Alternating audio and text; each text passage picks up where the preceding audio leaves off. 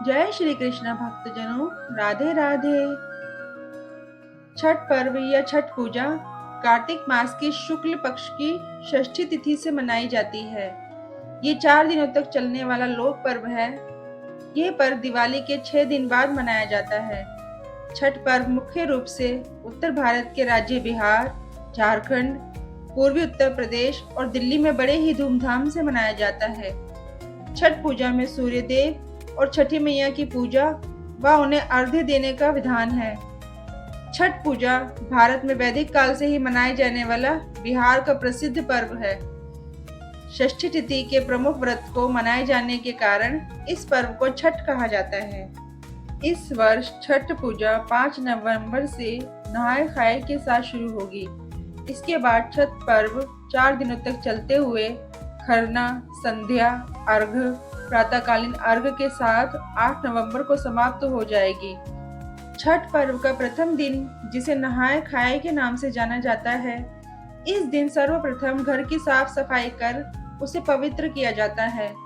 उसके उपरांत व्रती अपने निकटतम नदी अथवा तालाब में जाकर स्वच्छ जल से स्नान करते हैं। व्रती इस दिन सिर्फ एक बार ही खाना खाते हैं। तला हुआ खाना इस व्रत में पूर्ण रूप से वर्जित है। ये खाना कांसे या मिट्टी के बर्तन में पकाया जाता है।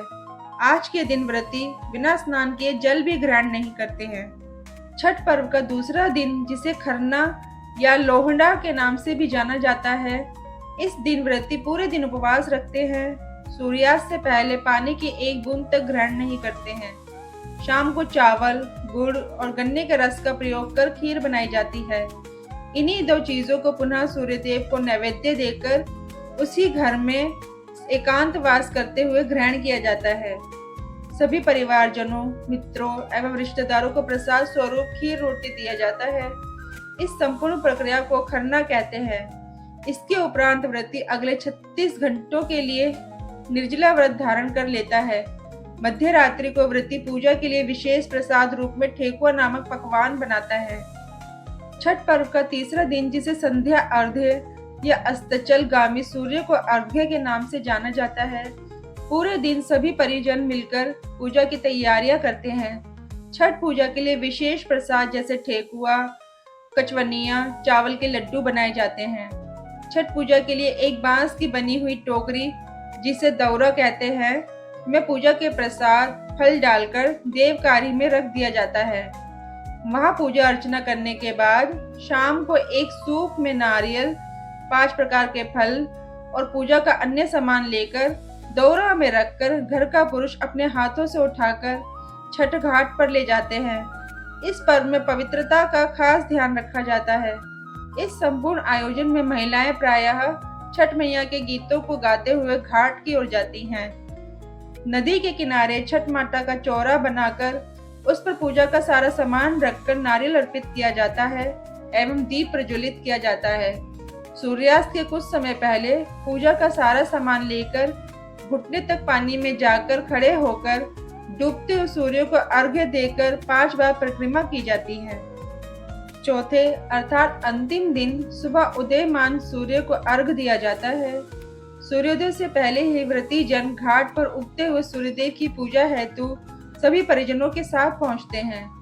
संध्या अर्घ्य के समय पकवानों को नए पकवानों से प्रतिस्थापित कर दिया जाता है, परंतु कंद, मूल, फलादि वही रहते हैं। सभी नियम विधान सांध्य अर्घ्य के समान ही किए जाते हैं। पूजा अर्चना समाप्तोपरांत घाट के पूजन का विधान है। छठ पूजा के अनुष्ठानों का उद्देश्य ब्रह्मांडीय सौर ऊर्जा जल सेक के लिए भक्त के शरीर और दिमाग को प्रेरणा देता है। केवल सूर्योदय और सूर्यास्त के दौरान ही अधिकांश मनुष्य सुरक्षित रूप से सौर ऊर्जा प्राप्त कर लेते हैं। यही कारण है कि छठ पूजा के त्योहार में देर शाम और सुबह जल्दी सूर्य को अर्घ्य देने की परंपरा है। प्राचीन काल में ऋषि उसी तरह की प्रक्रिया का उपयोग कर रहे थे, जैसे हम छठ पूजा के दौरान किसी भी प्रकार के ठोस या तरल आहार के बिना करते हैं। उसी तरह की प्रक्रिया की मदद से वे भोजन और पानी के बजाय सीधे सूर्य से जीवन के लिए आवश्यक ऊर्जा को अवशोषित करने में सक्षम थे। आइए अब छठ पूजा की पौराणिक कथा का श्रवण करते हैं। बहुत समय पहले राजा प्रियव्रत और उनकी पत्नी मालिनी को कोई संतान नहीं थी। संतान की प्राप्ति के लिए उन्होंने महर्षि कश्यप के निर्देश पर एक यज्ञ किया। इस यज्ञ के फलस्वरूप उनकी पत्नी गर्भवती हुई, लेकिन दुर्भाग्यवश जब संतान का जन्म हुआ तो वह मृत थी। यह देखकर राजा प्रियव्रत बहुत दुखी हुए और आत्महत्या करने का निर्णय लिया। उस समय उनकी आंखों के सामने एक दिव्य देवी प्रकट हुई। ये देवी थी छठ मैया, जिन्हें षष्ठी माता के रूप में भी माना जाता है। देवी ने राजा से कहा कि यदि वे उनके सच्चे मन से पूजा करेंगे तो उन्हें संतान सुख मिलेगा। देवी के निर्देशानुसार राजा प्रियव्रत ने छठी मैया की पूजा की। उनकी पूजा से प्रसन्न होकर देवी ने उन्हें एक स्वस्थ पुत्र का वरदान दिया। तभी से छठ पूजा की परंपरा का आरंभ हुआ। छठ पूजा में सूर्य देव को अर्घ्य देने के पीछे भी मान्यता ये है कि सूर्य देवता हमारे जीवन का आधार है और उनकी उपासना से स्वास्थ्य, समृद्धि और प्रसन्नता मिलती है। इसलिए इस पर्व को बहुत श्रद्धा और भक्ति के साथ मनाया जाता है।